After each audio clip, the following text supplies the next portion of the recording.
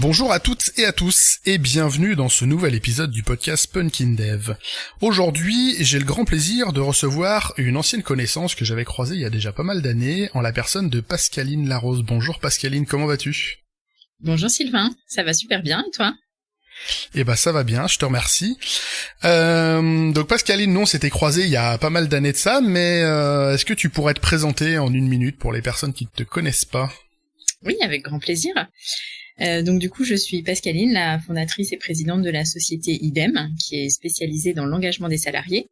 Et j'ai un parcours, je viens du monde de l'ESN, donc j'ai commencé chez SQLI, là où nous nous sommes croisés d'ailleurs.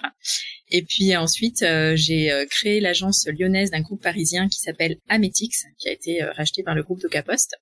Et puis très rapidement, j'ai eu envie de me lancer dans le monde de l'entrepreneuriat. Donc me voilà aujourd'hui à la tête de la société IDEM. Un joli parcours. Donc t'as commencé dans le monde des ESN, maintenant t'es chef d'entreprise.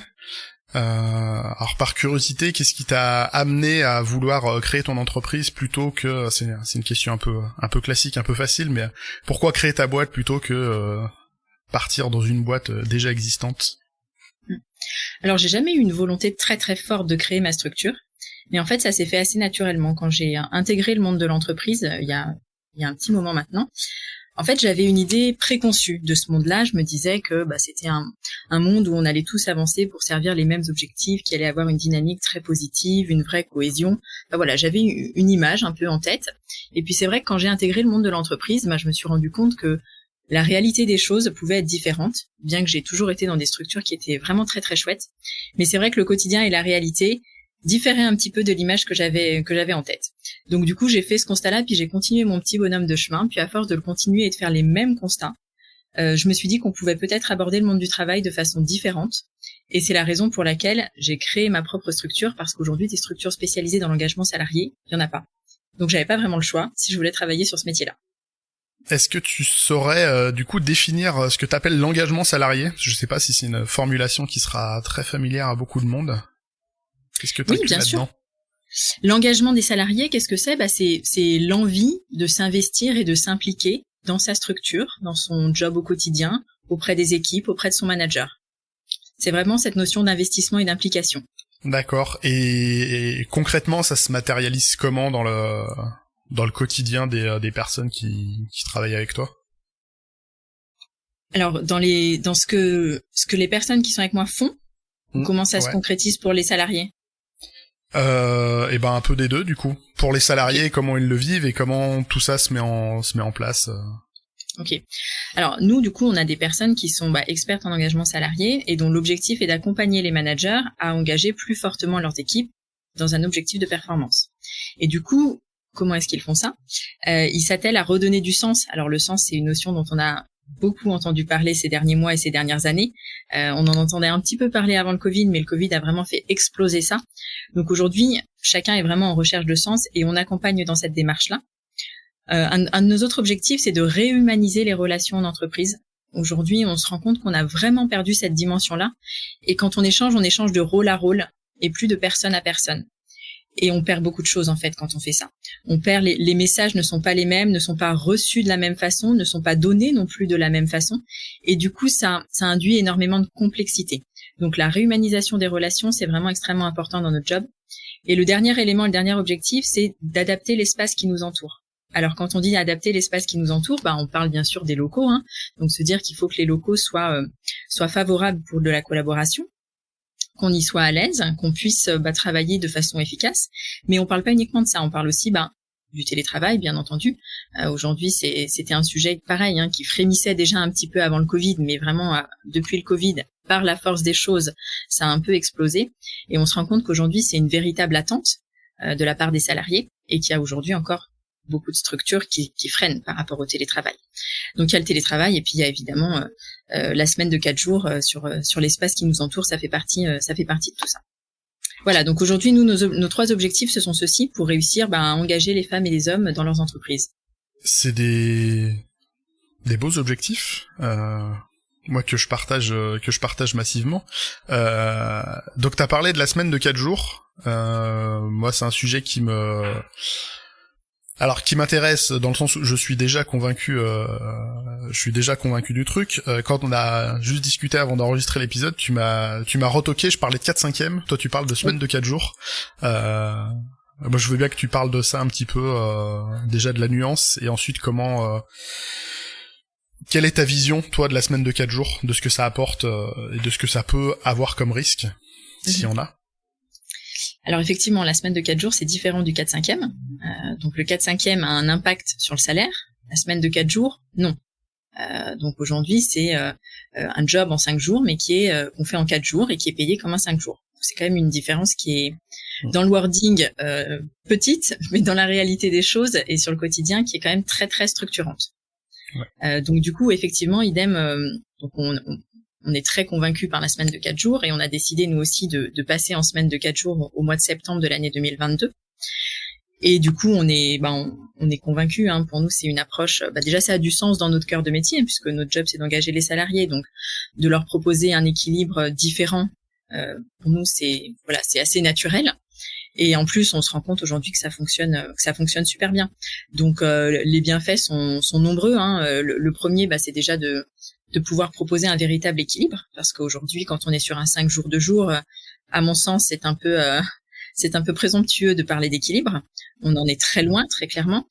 Quand on est sur un 4/3, 4 jours, 3 jours, je pense qu'on peut pas commencer à parler d'équilibre. Alors, j'aime pas dire équilibre vie pro, vie perso, parce qu'à mon sens, on a une seule vie et c'est à nous de réussir à imbriquer un petit peu tous les éléments qui la composent. Mais c'est vrai que voilà, aujourd'hui, cette notion d'équilibre, elle est très, très importante et on voit une vraie différence. Aujourd'hui, les personnes qui sont en 4 jours, parce que tout le monde n'est pas encore en 4 jours chez nous, hein, parce qu'en fait, comme on est sur un métier où on travaille pour nos clients, pour toutes les personnes qui étaient déjà chez nous avant cette décision, il faut qu'on ait l'accord du client. Voilà. Donc pour l'instant, ils ont tous refusé. Donc toutes ces personnes-là sont encore en 5 jours et lorsqu'elles changeront de mission, elles basculeront en 4 jours. Donc il y a cette notion d'égalité qui est très importante. Il y a la notion de stress aussi. Hein. Aujourd'hui, on se rend compte que finalement, on a une charge mentale qui est différente. En fait, en tout cas, on réussit à la concentrer sur ces 3 jours. Alors comme on veut, hein, on la répartit sur les 3 jours où on prend un jour où on fait plutôt les choses qui nous plaisent un petit peu moins. Mais en tout cas, on sent que ça libère l'esprit pour le temps où on travaille, pour les 4 jours où on travaille. Donc ça, c'est vraiment très différent. D'autres avantages également, on se rend compte qu'on prend du temps pour réussir à mieux se connaître et se comprendre, en fait. C'est-à-dire qu'on réfléchit sur les temps où on travaille, on arrive à savoir quand est-ce qu'on est plus productif, quand est-ce qu'on va être plus à l'écoute, plus efficient, et du coup, on met plus d'efforts sur ces temps-là. Et c'est vrai que c'est quelque chose qu'on a spontanément pas ou plus tendance à faire de nos jours. Là, il y a une vraie remise en question de quand est-ce que je vais travailler le mieux, quand est-ce que je vais être le plus efficace, quand est-ce que je vais être le plus à l'écoute. Donc ça, c'est vraiment super important. Et puis, ce qu'on demande aussi aux personnes qui sont en 4 jours, c'est de réfléchir au début à chacune des actions qu'elles peuvent mener, de se dire, aujourd'hui, quelle est la valeur de l'action que je suis en train de mener? Est-ce que je peux la mener différemment? Alors, je prends l'exemple typique et très simple de la réunion, hein, où spontanément, quand on met une réunion dans les agendas, on met un créneau d'1 heure ou d'une demi-heure parce que voilà, on n'envisage pas le créneau de 15 minutes ou de 45, mais de se dire, est-ce que 1 heure, c'est le bon créneau? Est-ce que mettre 7 personnes, c'est le bon casting? Ma réunion, est-ce que je pourrais pas faire différemment? Est-ce qu'un mail, finalement, ça suffirait pas? Prendre une pause café serait pas plus efficace? Enfin voilà, on essaye de mettre un peu d'intelligence dans chacune des actions qu'on mène au quotidien et vraiment de se dire, est-ce que je pourrais faire les choses différemment de ce qu'on a l'habitude de faire? Et ça, c'est vrai que c'est une dynamique et qui est très différente. Donc au début, ça demande un peu de concentration, de se poser sur chacune de ces actions. Et après, ça devient un automatisme et on se rend compte que ça métamorphose aussi un petit peu les journées de travail. Et puis, il y a le fait évidemment d'arriver plus reposé quand on arrive d'un week-end de 3 jours plutôt que d'un week-end de 2. Ça, c'est indéniable. Il y a aussi une notion d'égalité homme-femme, hein, puisque les chiffres parlent d'eux-mêmes, mais les femmes sont souvent, en tout cas parfois au 4/5e cette fois, le fameux mercredi pour pouvoir s'occuper des enfants ou de leurs activités. Et du coup, là, ça remet un peu le barycentre de se dire, chacun peut être libre de prendre ce jour-là pour s'occuper des enfants et des activités, et ce n'est plus spontanément quelque chose qui incombe aux femmes. C'est aussi, oui, effectivement, un argument de poids. Les stats là-dessus sont sans appel. La charge la charge parentale est très très largement portée par les mères, par les femmes. C'est aussi pour ça que moi ça doit faire 3-4 ans que j'ai mon mercredi pour essayer un peu justement de changer ça. Donc j'ai mon 4/5e, enfin quelque part je suis freelance donc je facture à la journée. C'est un jour d'économiser pour mes clients, mais je suis effectivement grandement convaincu moi de cette coupure de semaine, et un des plus gros problèmes pour moi avec la semaine de 4 jours, c'est quand on y a pris goût, ça me paraît impossible de revenir à une semaine de 5. Ça m'arrive de temps en temps de faire des semaines de 5 jours pour des contraintes particulières. En général, j'arrive le jeudi midi, le jeudi soir, j'ai pas eu ma coupure du mercredi à laquelle je suis habitué et je suis rincé. Et le vendredi, j'ai une productivité qui est totalement en berne, pour pas dire que c'est nul, mais c'est quand même pas terrible. Donc effectivement, le fait de pouvoir se couper la semaine ou d'allonger le week-end en fonction des préférences de chaque personne, ça c'est très personnel. Oui, je constate le gain, et pour moi il y a pas photo. Pouvoir prendre une journée pour prendre des rendez-vous médecins, amener la voiture au garage, des choses comme ça, de pas être obligé de prendre une demi-journée, de pas avoir la charge mentale d'avoir ça en même temps que la journée de boulot, c'est quand même beaucoup plus confortable. Donc je suis content qu'on se retrouve là-dessus. Et à part donc certains clients, toi, qui veulent pas, est-ce que t'as eu d'autres écueils là-dessus, des fois des salariés qui sont pas intéressés, ou des personnes auxquelles ça ne convient pas? Est-ce que t'as vu des écueils, parce qu'on en parle pas mal avec l'expérimentation sur Lyon, c'était le groupe LDLC qui a mené ça un peu en grande pompe en disant clairement qu'ils expérimentaient, qu'ils verraient bien. Tout le monde leur a promis l'enfer, et au final c'est pas le cas. Mais est-ce que il se peut que parfois il y ait des choses qui se passent mal? T'as déjà observé ça ou pas du tout? Alors, côté salarié, pour les personnes qui étaient déjà chez IDEM avant la prise de décision, effectivement, ça a un peu inquiété au départ. Mais je pense que c'est un peu comme tous les changements, que c'est pas forcément lié à la semaine de 4 jours, mais la crainte était quand même de se dire comment est-ce que je vais réussir à faire en 4 jours ce que je fais en 5. Donc il y a eu vraiment cette crainte-là. Par contre, pour toutes les nouvelles personnes qu'on recrute, il n'y a pas de débat. C'est un véritable élément différenciant pour le coup. Donc côté salarié, c'est plutôt très positif. Après, côté client, effectivement, il y a des freins. Aujourd'hui, ils sont pas tous vraiment friands, déjà parce que les personnes qui sont idem et qui sont en mission dans leurs équipes s'intègrent à des équipes qui, elles, sont toutes aux 5 jours. Donc du coup, ça crée inéluctablement un petit déséquilibre. Mais comme tu le dis, aujourd'hui, il y a beaucoup de freelances qui sont sur du 4 jours. Les gens prennent des congés aussi. Donc en fait, ce ne sont pas des arguments qui sont insurmontables. C'est juste un petit peu, ils sont réfractaires au changement, ils n'ont pas envie d'y aller. C'est pareil, il faut qu'ils acceptent qu'il y ait une personne en 4 jours dans leurs équipes alors qu'eux-mêmes n'en bénéficient pas. Donc voilà, c'est plutôt côté client où il y a... il faut un peu de temps, faut leur en parler, leur expliquer, leur montrer aussi, leur prouver que ça fonctionne, et on voit ça fonctionne très bien. Mais c'est vrai qu'au premier abord comme ça, il peut y avoir quelques freins. Ça, c'est une réalité. Mais du coup, ça rééquilibre plutôt bien le marché, puisque sur ces métiers-là, on a beaucoup de besoins, c'est-à-dire de nombreux clients, et par contre, c'est très pénurique de recruter des profils. Donc du coup, là, on arrive à compenser ça complètement en se disant que on a un élément qui est différenciant pour les salariés qu'on a envie de recruter. Eux, du coup, on n'a pas du tout de mal à recruter pour le coup.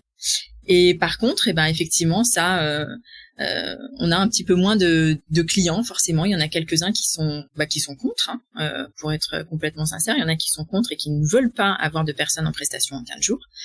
Mais du coup, c'est un choix aussi qu'on fait de se dire, ces personnes-là, finalement, on travaille pas avec eux, et c'est comme ça, c'est pas grave. Ça nous rapproche aussi des gens qui partagent les mêmes valeurs que nous. C'est intéressant, et j'aime bien c'est pas, tu l'as sûrement pas dit comme ça, mais j'aime bien le petit tacle où on entend beaucoup parler en ce moment du oui, c'est compliqué de recruter et machin, et toi tu dis que tu mets en avant certaines valeurs et du coup t'as pas de mal à recruter. Est-ce que c'est la cause, la conséquence, voilà. Mais clairement c'est un signal à envoyer à toutes les entités qui se plaignent on n'arrive pas à recruter. Est-ce que vos valeurs sont en phase avec les gens que vous voulez avoir? Voilà, j'aime beaucoup. Merci pour ça. Je t'en prie. Mais oui, je pense complètement d'être aligné avec ses valeurs, c'est très important et très structurant pour les recrutements. Et puis la semaine de 4 jours, enfin, ça fait partie des éléments qui permettent d'attirer plus largement. Et tu parlais avant justement de l'égalité femmes-hommes, du rôle de la semaine de 4 jours à ce niveau-là.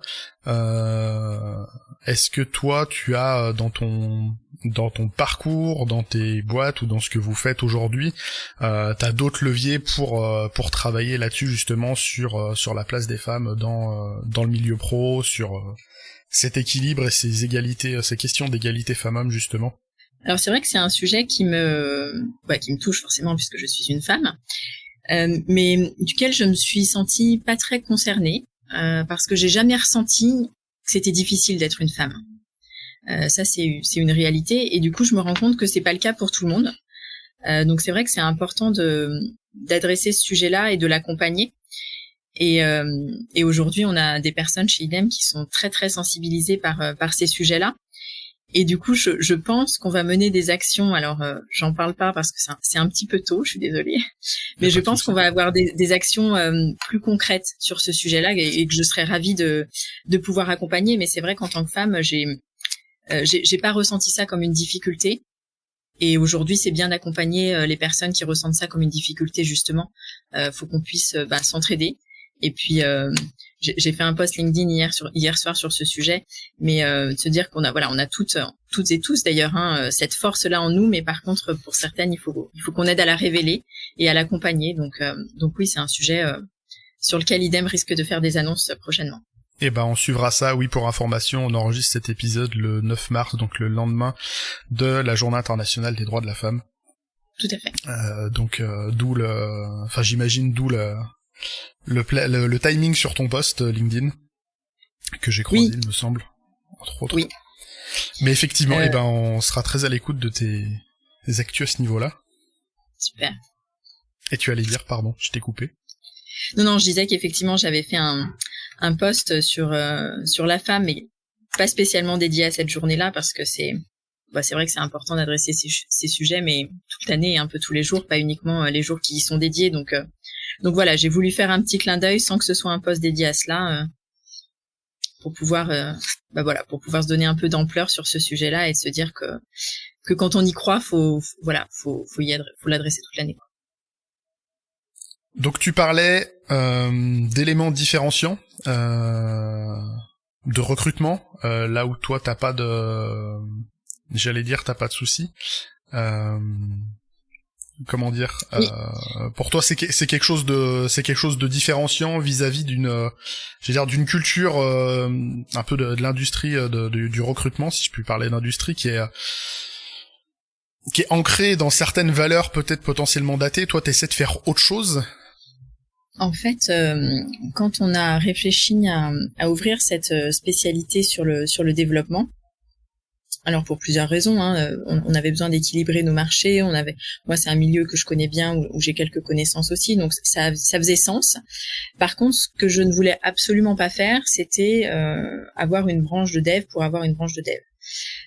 Déjà parce que c'est un milieu qui est extrêmement concurrentiel, donc la probabilité de réussite était quand même limitée. Quel était l'intérêt de développeurs de rejoindre une petite structure comme IDEM, à part le partage des valeurs et notre mission sur l'engagement des salariés, sur les aspects techniques en tout cas c'était moins évident. Donc du coup la semaine de 4 jours a vraiment participé à cette différenciation parce qu'aujourd'hui les ESN sont dans une posture très particulière, c'est-à-dire qu'elles ont tellement de difficultés à recruter qu'elles recrutent un peu les personnes qui veulent bien venir. Moi, ça, c'est absolument une approche que je ne voulais pas avoir, parce que je ne la trouve pas saine, tout simplement. Donc, il fallait vraiment trouver une solution pour renverser un petit peu cette tendance et se dire, non, on doit quand même recruter les personnes qui nous correspondent, qui partagent nos valeurs et qui ont le niveau technique qu'on désire. Et la semaine de 4 jours, c'est vraiment une réponse à cette problématique-là. Est-ce que tu as une idée de en quoi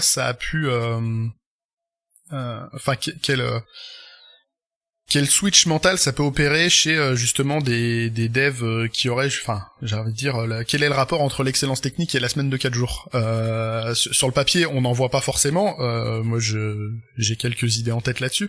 Mais est-ce que t'as une idée, toi, de c'est vraiment ça qui a fait le déclic chez certains profils pour les faire venir, et qu'est-ce que ça Et d'un point de vue, j'allais dire, biais personnel, qu'est-ce que ça amène d'autre chez ces profils-là, en fait, ces profils qui sont intéressés par ça, ils viennent avec quoi d'autre? Du coup, est-ce que t'as senti un gros écart là-dessus? Oui, aujourd'hui, quand une personne cherche à changer de société, donc généralement, elle rencontre plusieurs structures, et en fait, elle se retrouve dans une situation particulièrement inconfortable parce que toutes les propositions sont les mêmes. Alors, quelques différences de wording d'une proposition à une autre, quelques euros d'écart d'une proposition à une autre, ça c'est assez naturel, mais globalement, c'est la même chose.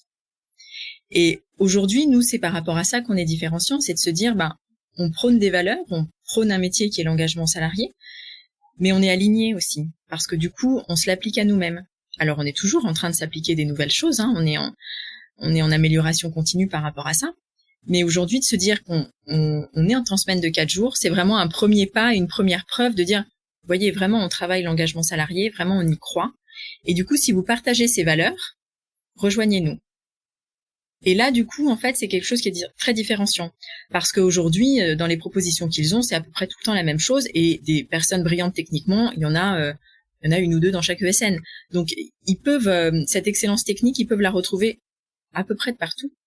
Mais aujourd'hui, nous, on apporte quelque chose de supplémentaire, lié à nos valeurs, lié à l'approche qu'on a, à la considération de l'humain qu'on a également, et ça, c'est très, très important chez nous. La représentation des femmes aussi, on a beaucoup de femmes chez IDEM, on a longtemps été uniquement des femmes, d'ailleurs. C'est assez récent qu'on ait commencé à intégrer des hommes. Donc voilà, aujourd'hui, c'est ça qui fait vraiment pencher la balance, de se dire, voilà, je vais avoir une vie qui va être différente. Ça va impacter ma vie pro de rejoindre IDEM, mais ça va aussi impacter le reste de mon écosystème. Ça va aussi impacter ma famille. Je vais pouvoir avoir plus de temps avec mes enfants, avec ma femme ou avec mon mari. Et ça, c'est qu'on fait pencher la balance sur l'intégralité de la vie, pas uniquement sur la vie pro. Alors, je me permets juste une parenthèse pour les personnes qui nous écoutent. Cet épisode n'est pas sponsorisé par IDEM. Le but n'est pas de vous dire allez tous postuler chez IDEM. C'est plus de montrer que il existe d'autres voies. Moi, je partage tous les constats que tu as fait. Moi, c'est ces constats-là qui m'ont amené au freelancing parce que justement à espérer une fois, 2 fois, 3 fois, 4 fois, j'ai peut-être espéré trop longtemps de trouver une structure qui soit différente et qu'au final, toutes les structures sont globalement plus ou moins les mêmes, avec effectivement des variables d'ajustement en fonction des personnes qu'on y croise. Des fois des rapports humains passent mieux ou moins bien, quelques euros d'écart, il y a des choses, mais effectivement en termes de valeur et de réappropriation de la méthode de travail, puisque moi c'est ce qui m'intéressait, moi j'ai retrouvé ça que via le freelancing. Aujourd'hui je suis ravi de voir qu'il y a des boîtes comme la tienne, qui n'est pas la seule, mais vous n'êtes pas encore majoritaire malheureusement, mais il y a des boîtes qui investissent, qui réinvestissent justement ce marché-là pour proposer d'autres chemins vers une forme d'épanouissement, que ce soit justement pas arrêter cette scission pro-perso, de prendre la vie en globalité. J'avais jamais entendu le discours prononcé comme ça, et effectivement c'est intéressant. C'est un changement un peu de paradigme de réflexion qui me paraît vraiment intéressant. D'un point de vue recrutement, justement, tu parlais d'excellence technique, ça m'amène une question. Je sais pas si on peut en parler, mais de là-dessus, on s'est recroisé par un contact commun que tu as recruté. Tout à fait. J'ai le droit de donner son nom, il y a rien de secret. Bien sûr, bien sûr. Donc c'est l'ami Colin qui est passé déjà dans le podcast par 2 fois l'année dernière, qui est très branché crafting, DDD et tout un tas de choses, oui. Formation, partage de connaissances. Je pense que tu as réussi un super recrutement avec ce camarade-là.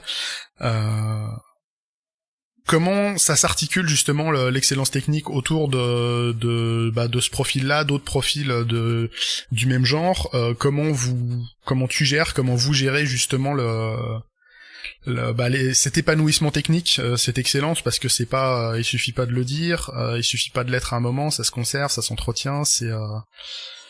Est-ce que t'as des actions, des choses comme ça? Alors, donc effectivement, Colin a rejoint la structure il y a quelques mois et ça se passe super bien. Donc effectivement, c'est une personne qui prône le mouvement du craft. Donc le craft, c'est développer plus rapidement des logiciels de meilleure qualité. Et du coup, effectivement, on attire une population qui est différente, comme tu l'as dit, mais du coup, on est très sélectif aussi sur les missions qu'on trouve. C'est-à-dire qu'aujourd'hui, on n'est pas drivé par notre croissance, ni de chiffre d'affaires, ni d'augmenter le nombre de recrues chez Idem. Mais par contre, on est drivé par les missions qu'on va trouver, par les clients qu'on va rencontrer, vraiment par le lien humain qu'on va créer et par ce que les clients vont nous proposer, en fait. Et ça, c'est vraiment très différent. Donc, c'est pour moi qui viens du monde du commerce où on est quand même, faut le dire, drivé par le chiffre. Là, on a une approche qui est radicalement différente. Et ça change également beaucoup la dynamique en interne. Mais voilà, on se dit que quand on a créé du lien avec un client et qu'on a identifié des besoins, en fait, on répond pas forcément aux besoins. Et il y en a beaucoup auxquels on ne répond pas. Et là, Colin nous aide, avec Nicolas, à identifier vraiment quel est l'écosystème, comment ça va se passer chez le client, quelles sont les possibilités d'évolution ou à l'instant T. Est-ce qu'on est dans un écosystème qui est sain? Est-ce que techniquement on va pouvoir avoir un véritable épanouissement? On a vraiment et donc on a un petit point toutes les semaines où on rebalaye tous les besoins et on acte. Et la majorité, on n'y va pas. Donc c'est aussi un gage d'excellence technique de se dire on n'accepte pas toutes les missions. Au contraire, on est très sélectif aussi sur ces aspects-là. Mais voilà, faut accepter de pas être drivé par le chiffre, de pas se dire à la fin de l'année on sera tant. Non, aujourd'hui c'est pas ça qui nous importe. C'est pas d'être tant, mais c'est d'être bien, d'être tous bien, d'avoir une belle dynamique, une belle énergie avec des missions qui sont super intéressantes, qui permettent de progresser, de s'épanouir, de transmettre aussi. C'est très important. Donc voilà, aujourd'hui notre approche c'est plutôt celle-ci. Et encore une fois, j'aime beaucoup cette approche parce que c'est celle qui m'a amené au freelancing et c'est celle que j'essaie d'avoir moi en tant que freelance, de pouvoir choisir les clients avec qui je travaille. Après, j'ai un peu plus de pression du chiffre parce que c'est directement mon chiffre. Je suis tout seul, j'ai pas de diversification aujourd'hui. Je ne vends que mon temps, mais régulièrement de pouvoir dire à un client non, je pense pas à être la personne dont vous avez besoin. Non, je ne pense pas avoir si vous cherchez tel type de profil, je peux peut-être vous trouver quelqu'un d'autre, mais voilà, aujourd'hui c'est de pouvoir être en position de dire en fait non, c'est pas je pense pas qu'on aura un gain là tout de suite à travailler ensemble sur les sujets actuels. Peut-être ça viendra, peut-être pas. Et je trouve ça super intéressant que ça puisse se déployer au niveau d'une boîte. Encore une fois, Idem est pas la seule boîte, mais qui a déployé ce type d'approche. Mais pour moi, vous êtes pas encore assez nombreuses comme boîte. Enfin, il y aurait eu que des boîtes comme les vôtres, je serais peut-être pas passé freelance il y a 5 ans. Mais c'est exactement ce que j'allais te dire. C'est que si cette prise de conscience avait été faite il y a quelques années, il y aurait beaucoup moins de freelance. Je pense, oui, très honnêtement. Après, je suis très content de ma vie de freelance, mais il y a quelque chose, il y a un switch qui s'opère en ce moment et je suis ravi de voir ça, même si je suis un fervent du freelancing, à dire aux gens mais prenez-vous en main et faites-le, c'est pas si compliqué. S'il y a des structures qui peuvent beaucoup de structures qui peuvent émerger pour embarquer des profils qui voudraient bénéficier de ça mais qui se sentent pas de faire un passage en freelancing avec tout ce que l'entrepreneuriat peut apporter de stress et de charge mentale en plus, même si c'est pas énorme, mais ça au démarrage ça représente quelque chose. Voilà, moi je trouve ça super. Dans les initiatives que tu pardon, vas-y. Je rebondis juste sur le stress face aux chiffres dont tu parlais et tu disais que toi tu en avais un peu. Alors je dis pas qu'on en a pas du tout, hein. Moi j'en ai. Typiquement, ça fait quand même partie de l'équation aussi. Hein, c'est une réalité. Donc l'idée c'est pas d'être complètement détaché du chiffre, bien entendu, mais par contre c'est de ne pas en faire un objectif. Voilà, c'est juste de transposer un petit peu ça. C'est une conséquence de ce qu'on fait et bien sûr qu'il faut le suivre et bien sûr que c'est que c'est l'essence même d'une structure. Hein. Si elle fait pas du chiffre, de toute façon, ça ne fonctionne pas. Donc bien sûr, ce stress du chiffre, de toute façon, quand on crée sa structure, il est permanent, et il est permanent jour et nuit. Il est toujours là. Par contre, je considère que ce stress-là, déjà, je peux le garder pour moi, sauf quand ça devient vraiment critique, mais jusqu'à présent, j'ai réussi en tout cas à le garder pour moi, et que ça ne doit pas driver notre quotidien. Voilà, ça veut pas dire qu'il n'existe pas du tout. C'était juste. Là, je suis d'accord. En fait, là où j'ai mélangé, c'est que en tant que dev, quand on est salarié, on n'a pas ce stress du chiffre-là, et c'est un nouveau stress qu'on doit intégrer quand on passe freelance. Évidemment qu'en tant que chef d'entreprise, tu as forcément, c'est éminemment logique.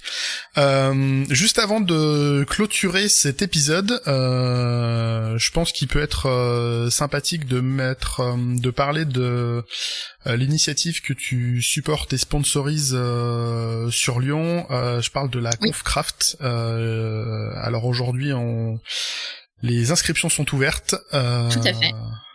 Je fais un petit peu de pub. C'est pour les copains. Ce sera le 4 avril. Le 4 avril, le mardi 4 avril, ce sera sur Lyon. Je mettrai les liens d'inscription dans le descriptif de l'épisode. Juste toi, qu'est-ce qui t'a motivé à soutenir cette initiative? C'est peut-être, je dis soutenir, ça se trouve c'est venu de toi, mais je sais que Colin, ça lui traînait dans la tête depuis longtemps. Alors effectivement, quand nos chemins se sont croisés avec Colin, on a très rapidement abordé ce sujet-là. Donc moi j'avais envie de faire quelque chose qui était un peu différenciant et qui permettait de donner une nouvelle dynamique à l'écosystème lyonnais. Mais en fait ça demande du temps. Et puis comme on n'avait pas l'idée très précise, c'était quelque part dans nos têtes et puis ça avançait pas beaucoup. Et quand j'ai croisé Colin, lui il avait l'idée qui était toute prête, il savait exactement ce qu'il voulait faire. Par contre le côté logistique, organisationnel pour l'assaut des crafters, c'est pas quelque chose qui les attirait beaucoup. Donc du coup, on a été vraiment très très complémentaires sur l'organisation de cette conf. Et ça se passe, ça se passe super bien. C'est une belle réussite. On arrive à la faire très rapidement. Et voilà. Donc du coup, c'est une journée de conf qui aura lieu le 4 avril sur le craft, bien évidemment. Les invitations sont ouvertes. Ce sera à l'embarcadère. Et puis du coup, ça va être un beau moment. Donc voilà, c'est la première édition et on pense, vu le succès de la première, en tout cas le succès des inscriptions, qu'il y en aura potentiellement d'autres. Eh ben, j'espère ça. Donc c'est sur lyon-craft.fr. Je remettrai le lien dans le descriptif de l'épisode. Dans tous les cas, moi j'y serai, je m'arrangerai pour être là. Et j'espère pouvoir croiser nombre de personnes là-bas. Je suis content de voir un événement sur le craft naître à Lyon comme ça. Ça fait plaisir. Et du coup, donc les crafters ont vraiment chargé des speakers qu'on n'a pas l'habitude de voir en conf. Donc c'est vraiment chouette, des personnes qui viennent des alentours aussi. Donc voilà, double approche très sympa. Et puis la deuxième raison pour laquelle UDEM a souhaité accompagner ce projet-là, c'est qu'on a vraiment à cœur d'avoir une approche différenciante auprès des associations. Aujourd'hui, c'est important en tout cas pour moi et du coup pour IDEM d'aider les associations, mais j'avais pas envie de le faire de façon classique. On fait un don à la fin de l'année et puis on sait pas trop parce que ça devient ou ça termine. Mais l'idée c'était plutôt de se dire on essaye d'identifier avec eux quelles sont les problématiques qu'ils rencontrent au quotidien sur des aspects qui font pas partie de leur cœur de métier et de se dire comment est-ce qu'on les accompagne. Typiquement les crafters ils avaient la super idée, par contre tout ce qui est logistique, événementiel, c'est quelque chose qui est un petit peu loin de leur cœur de métier. Et du coup, on a pu les accompagner là-dessus. Du coup, on est en discussion assez rapprochée avec 2 autres associations, pareil, qu'on essaye d'aider sur des éléments qu'ils rencontrent au quotidien et qu'ils n'ont pas l'habitude de le gérer. Mais l'idée, c'était de pouvoir accompagner sur autre chose que le cœur de métier des associations et de s'investir, en fait, de s'investir nous en tant que personnes humainement, de prendre du temps pour ça plutôt que juste faire des dons. Et ça, c'est une dynamique qu'on développe depuis quelques mois, depuis le début de l'année chez IDEM, et ça fonctionne super bien. Eh bien, c'est une belle dynamique. Je te propose qu'on termine là-dessus. Juste si tu peux nous donner tes points d'entrée, si les personnes ont envie de suivre ce qui se passe chez IDEM, ce que toi tu fais à titre perso à côté sur les réseaux, où est-ce qu'on peut te trouver? Eh bien, sur LinkedIn, donc n'hésitez pas, Pascaline Larose. Et puis, IDEM a également un LinkedIn, un site internet aussi.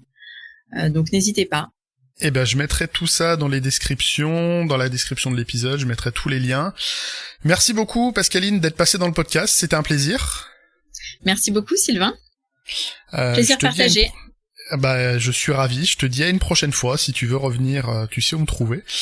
Et puis sinon, à toutes les personnes qui nous ont écoutés jusqu'ici, il me reste à vous souhaiter une excellente fin de semaine, à la prochaine pour un nouvel épisode, et d'ici là, geekez bien et codez bien.